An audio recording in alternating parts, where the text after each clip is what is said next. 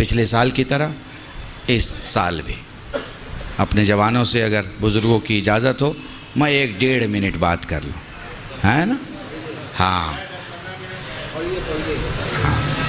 याद रखो, देखो दूसरी कौमें आईना होती हैं। 21 साल का एक जैन का बच्चा घर में पैसे लाने लगता है, चोरी करके नहीं लाता, वरना मैं मिसाल ना देता, डाका डाल के नहीं लाता, वरना मैं मिसाल नहीं देता। 21 साल में उसकी ग्रेजुएशन पूरी हो जाती है और पोस्ट ग्रेजुएट के साथ साथ वो अपने काम, पैकेज, वर्क, कंट्रोल सबको शुरू कर देता है। क्यों? अगर तुम लाइट हो और उजाला ना हो तो कैसी लाइट हो? अगर तुम बाप के बाजू हो और उस पर कर्ज बढ़ता चला जाए तो कैसे बाजू हो? अगर घर के कदम हो और घर गिरा जा रहा है तो कैसे कदम हो? अगर घर का यकीन हो और घर डूबा चला जा रहा है तो कैसे यकीन हो? हमारे यहाँ सोशल कंस्ट्रक्शन बहुत ख़राब है, बहुत ख़राब है। इतना ख़राब है कि उसे ठीक करने में 100 साल लगेंगे। 100 साल। हमारा सोशल कल्चर इतना ख़राब है कि ना इधर का रहा ना उधर का रहा। ना तो अरब वाले बोलेंगे कि हमारा पूरा है, ना ही हिंदुस्तान वाले बोलेंगे कि हमारा पूरा। जो हमें पसंद आया उसको हमने रख लिया। अरब वाले से वो रख लिया जो हमें पसंद है, हिंदुस्तान वाले से वो रख लिया जो हमें पसंद है। महसूस कर पा रहे हैं आप? हैं? जवानों से कह रहा हूँ, महसूस कर पा रहे हो? मैं पिछली जनरेशन की बात नहीं, स्पेशली उनसे बात कर रहा हूँ जिनकी शादी नहीं हुई है। मैं उनसे बात कर रहा हूँ, अगली जनरेशन से बात कर रहा हूँ। रिस्पॉन्सिबिलिटी उठाओ। घर में 200 रुपये लेके जाओ, खाली हाथ मत जाओ, खाली हाथ मत जाओ। अपनी कीमत का देखो। मैं पब्लिक से बाद में बोलता हूँ। मैंने 10 साल पहले, 20 साल पहले अपने मौलवी बरादरी में कहा, फ़लाँ साहब बहुत बड़े ख़तीब हैं, फ़लाँ साहब बहुत बड़े आलिम हैं, फ़लाँ साहब बहुत बड़े फ़क़ीह हैं।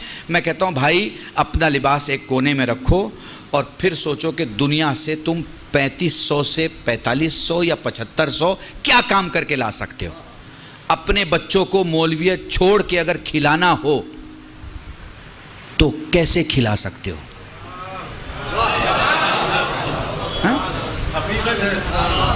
मौलवियत छोड़ दो, मामा उतार दिया, अबा कबा उतार दिया, कुर्ते पायजामे में आ गए।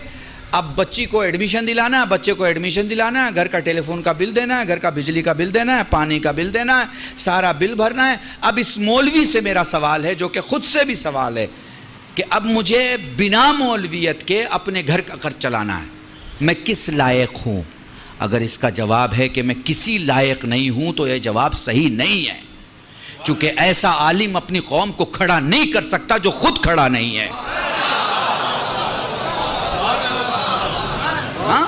पर हमारे आलिम खड़े नहीं हो सके। क्यों? आपकी वजह से, आपकी वजह से। मौलवी ने जहां मौलवियत से बाहर कदम निकाला, आपके तो होशो हवास खराब हो जाते हैं। आपको तो लगता है जैसे वो दायरे ईमान से बाहर चला गया। आपको तो लगता है जैसे अब उसके पीछे नमाज नहीं पढ़ी जा सकती है। आपको तो लगता है अरे भाई अब तो गाड़ी में घूम रहे हैं, बड़े आदमी हो गए, बड़े आदमी हो गए। अरे भाई कब छोटे आदमी के पीछे आप नमाज पढ़ रहे थे जो आज वो बड़ा हो गया? जाइए, बेंगलोर में एक गांव है अलीपुर, यहाँ सामने जो बैठे हुए लोग होते हैं वो वहाँ उलमा होते हैं। सादे कुर्ते पजामे बैठे हैं, लेकिन 20, 25, 30 नहीं, 250, 300 उलमा हैं उस गांव में। अकेला गांव है, लेडीज़ के लिए अलग रास्ता, जेंट्स के लिए अलग रास्ता। बेहतरीन गांव है, आप देखिए, वहाँ जाके ज़िंदगी को समझिए और वो मॉडल को अपनाइए। वो जो मॉडल है ज़िंदगी का, वो जो सांचा है ज़िंदगी का, उसे अपनाइए। देखिए वहाँ सारे बिजनेसमैन हैं, जितने उलमा हैं, हीरों का व्यापार है उनका। काहे का? हीरों का, पत्थरों का, रूबी का, एमराल्ड का, ये पत्थरों का काम है उनका। 2 करोड़ से लेके 700-800 करोड़ की वैल्यू के लोग हैं। महसूस कर पा रहे हैं? बिल्कुल वैसे ही खुल के दाद देते हैं जैसे आप खुल के दाद दे रहे हैं, वैसे ही सफ़र करते हैं। मगर मैं पूछूं कहाँ जा रहे हैं? वो कह रहे सिंगापुर जा रहे हैं। क्या है? वहाँ पे एक बिजनेस मीटिंग है, इसके लिए जा रहे हैं। आपको अपने आलिम दीन को वक्त के हिसाब से, वक्त के हिसाब से, आप हज करने जाते हैं, आप ज़ियारत में जाते हैं, आपके साथ एक आलिम होता है, एक टोपी वाला या एक अमामे वाला, तो आप पसंद करते हैं ना कि वो वहाँ की ज़बान जानता हो? पसंद करते हैं या नहीं करते हैं? अब वहीं जाके वो उर्दू में बात करने लगे तो आप कहेंगे अरे मौलाना साहब, वो उर्दू तो हिंदुस्तान में बोली जाती थी, आपने यहाँ भी बोलना शुरू कर दिया। यहाँ तो हमें अरबी की ज़रूरत है, यहाँ तो हमें फ़ारसी की ज़रूरत है। तो जहाँ जिसकी ज़रूरत हो आपको वो आपके पास होना चाहिए। तो मौजू जवानों के लिए है कि याद रखो, घर की रिस्पॉन्सिबिलिटी मत बनो, घर के रिस्पॉन्सिबल बनो। तुमने कभी बाप से पूछा, कभी तुमने बाप से पूछा कि आपकी आंख की रोशनी कैसी है? क्या आपने चेक कराया है? कभी अपने बाप से पूछा कि आपने अपना ईयर्स का, अपने खून का चेक कराया है कि आपके हार्ट की क्या हालत है, किडनी की क्या हालत है, आपके लंग्स की क्या हालत है? कभी पूछा? नहीं। खाना अच्छा नहीं हुआ तो प्लेट हटा दी, अम्मा आज खाना अच्छा नहीं है। घर की बड़ी बूढ़ी औरत को, भाभी को, बहन को आपने बोल दिया ये क्या खाना है, नमक ज़्यादा हो गया, तेल ज़्यादा हो गया। भाई ये इस्लाम नहीं है, ये हिंदुस्तान है, ये हिंदुस्तान है। हमारे यहाँ ये सब चलता है, इस्लाम में ये सब नहीं चलता। अपनी प्लेट उठाइए, धुलिए, खाना खाइए और धुल के रखिए। सेल्फ सर्विस जिसको फैशन की दुनिया में बोलते हैं ना, ये है आपके, ये है आप। ठीक है, आप 10 आदमी को लेके आ गए घर में, पूछा क्योंकि आप चौधरी आदमी हैं, आप बड़े आदमी हैं, आप किसी को भी दावत दे सकते हैं, शाम को किसी को भी लेके आ सकते हैं। आ गए आप घर में लेके हैं, अब आपकी घर की औरत बनाएगी ना। कहाँ लिखा है भाई कि वो 5 आदमी के बदले 10 आदमी का बनाए? बताइए, आपने कभी उसके साथ काम किया? नहीं, हम कैसे कर सकते भाई, मर्द आदमी है, हमारा क्या लेना देना किचन के साथ? तो भैया ये भी मुझे समझा दो कि उसका क्या लेना देना है किचन के साथ। आपको किसने बता दिया है कि वो पैदा हुई है किचन संभालने के लिए? अगर कहीं आपने लिखा हुआ देखा है तो आप मुझे बता दीजिए कि साहब ये। अब हो सकता है मेरे कुछ 2 बुजुर्ग गुस्सा हो जाएं कि इनको तो 2 बार अगर बुला लोगे तो घर का माहौल ख़राब कर देंगे।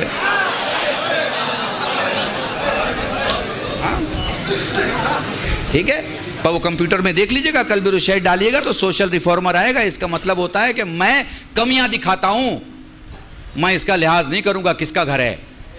मेरा भी घर है तो कमियां कमियां हैं, और मेरे दुश्मन का भी घर है तो खूबियां खूबियां हैं। शिया कहते ही उसे हैं जो 90 दर्जे को 90 दर्जे का ईमान कहे, 10वें दर्जे को 10वें दर्जे का ईमान। महसूस किया? तो इसलिए मैं अपने आप को उन बुजुर्गों से सेव रखने के लिए मैंने उन जवानों से बात की है जो शादी करने वाले हैं।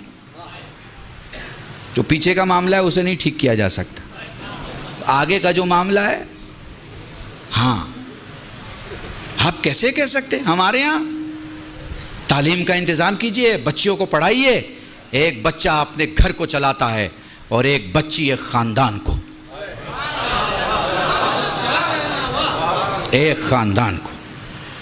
याद रखिएगा, बिना पढ़ा लिखा आदमी मुस्तरिब होता है, मुस्तरिब, और पढ़ा लिखा मुतमईन होता है। अगर आपको नस्ल को मुस्तरिब छोड़ना है तो लड़कियों को स्कूल और मदरसे और कॉलेज से दूर रखिए, लेकिन अगर आपको मुतमईन करना है, पढ़ाइए। और आजकल तो ऑनलाइन पढ़ाई हो गई है। अब तो आप ये भी नहीं कह सकते कि स्कूल कैसे भेजें, टीचर पढ़ाएगा। ऑनलाइन पढ़ाइए, ऑनलाइन पढ़ाइए। 70,000 के कंप्यूटर पे पूरे ख़ानदान को पढ़ा सकते हैं आप। आपको पढ़ाना आता हो हैं? माफ़ कीजिएगा, ये लखनऊ में वो जो कपड़े पे काम करते हो, क्या अरे जरदोजी कहते हैं, जरदोजी का काम करने वाले लोग कितना बारीक काम करते हैं, कितना बारीक काम होता है उनका। काम जब तमाम हो जाता है तो फिर आपको काम देखिए, लोग कोई 4,000, 40,000, 4 लाख देते हैं ना उसकी कीमत, हैं? वो बारीक काम उन्हें साड़ी पे करना तो आता है, वो बारीक काम उन्हें नस्लों के लिए करना नहीं आता। बारीक काम की ज़रूरत है, नस्लों के लिए करें। पढ़ाई किसी भी डिपार्टमेंट की पढ़ाई। मान लीजिए हमारा कोई जवान कहे मौलाना हमने पढ़ाई नहीं की, कोई बात नहीं, जिसमें आपके पास ताकत है, आपके पास स्किल मैनेजमेंट कीजिए। आप कहाँ काम आ सकते हैं, अपने को देखिए, परखिए। जैसे कोई टूटा हुआ ईंटा, मेमार, मकान बनाने वाला टूटे ईंटे को बेकार नहीं होने देता, उसे किसी ऐसे जगह रखता है जहाँ उसकी जगह है।